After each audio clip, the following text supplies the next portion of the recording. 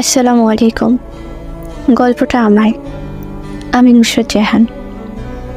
যখন আমি ক্লাস 7-এ পড়তাম তখন আম্মুর ফোনে একটা রং নাম্বারে ফোন আসে, তো আমি রিসিভ করছিলাম।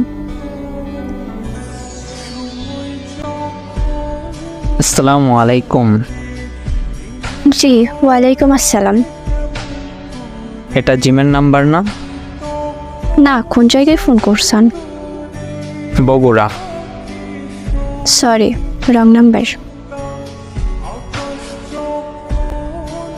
5 মিনিট পর সে আবার ফোন করে।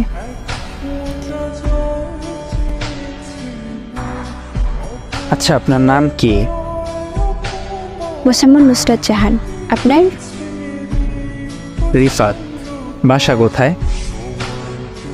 ধামহাট, নওগাঁ। আপনার বাসা কই? বগুড়া, আদমদীঘি। আচ্ছা, কোন ক্লাসে পড়েন? ক্লাস 7।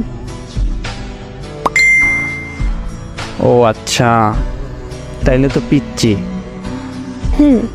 আপনি কি করেন? আমি ছোট একটা জব করি, বিজিবিতে আছি আমি।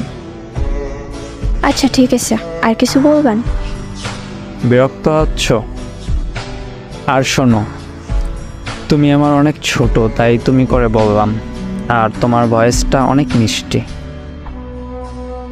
আচ্ছা ঠিক আছে ভাইয়া, ভালো থাকেন। ভাইয়া? আমি ফোনটা কেটে দিই, তারপর সে আর ফোন করেনি। কিছুদিন পর সে আবার ফোন দিয়েছিল, তখন আম্মু ফোন ধরেছিল, সে ভয় পেয়ে কেটে দেয়। তারপর সে ওই দিন প্রায় 12টা 10 বাজে আবার ফোন দেয়, তখন আমি রিসিভ করি।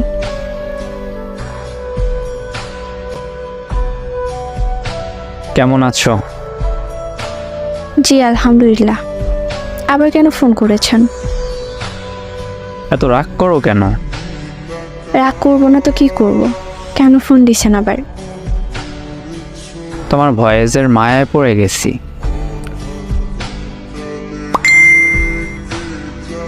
তোমার ভয়েসটা এত মায়াবী, না জানি তুমি কতটা মায়াবী। আর কিছু বলবেন? শোনো না, বলেন। আমরা কি ফ্রেন্ড হিসেবে কথা বলতে পারি? আমি অনেক ছোট, ক্লাস 7-এ পড়ি। আর এটা আমার ফোন না, আম্মুর ফোন। আর মূল কথা হচ্ছে আপনি আমার অনেক বড়। কিভাবে সম্ভব? এটা সম্ভব না। সম্পর্ক কখনো বয়স দেখে হয় না। প্লিজ আমার সাথে ফ্রেন্ডশিপ করো, প্লিজ।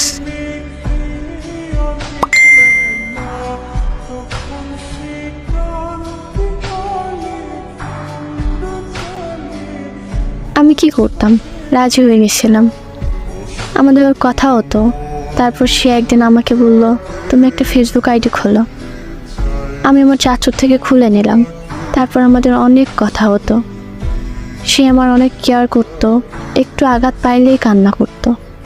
এমনকি আমার আম্মুর সঙ্গেও ও কথা বলেছিল যে আন্টি, আমি আর নুসরাত সম্পর্কে জড়িয়ে গেছি, প্লিজ নুসরাতকে অন্য কোথাও বিয়ে দিয়েন না। এভাবেই চলে যায় অনেক সময়। আম্মু তেমন কিছু বলতো না, কারণ আম্মু জানতো তার মেয়ে পড়াশুনো, খেলাধুলা, নাচ গান সব দিক দিয়ে ভালো। তারপর হঠাৎ একদিন সে বাসায় ছুটিতে এসে সে তার মামুর বাসায় বেড়াইতে যায়। তারপর একটা মেয়ের পিক দিয়ে আমাকে বলে,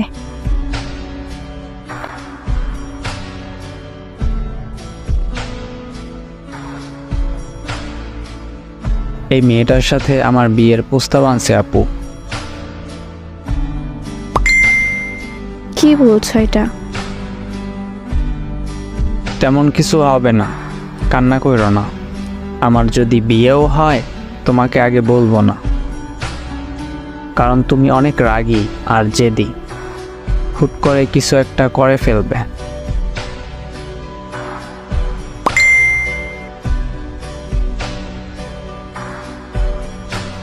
এক সপ্তাহ পর সে আমাকে মেসেজ করে,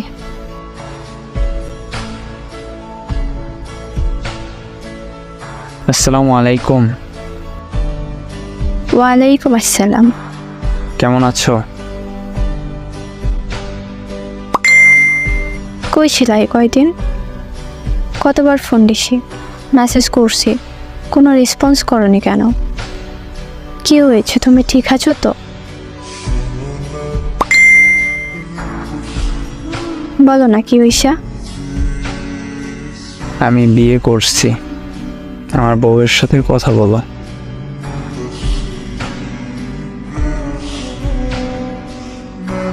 লাগবে না, ভালো থাকেন, আল্লাহ হাফিজ।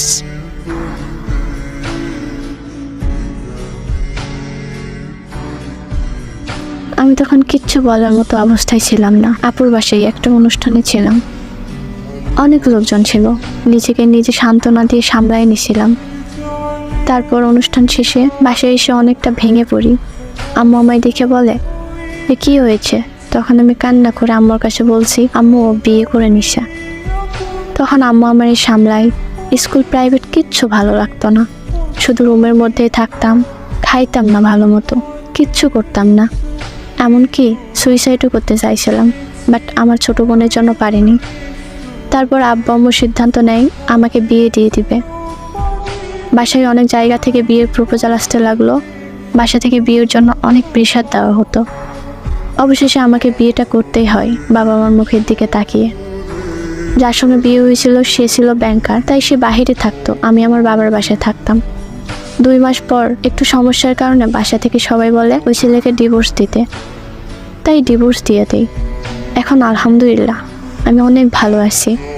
দোয়া করবেন সবাই আমার জন্য। 2025 সালে আমি এসএসসি দেব।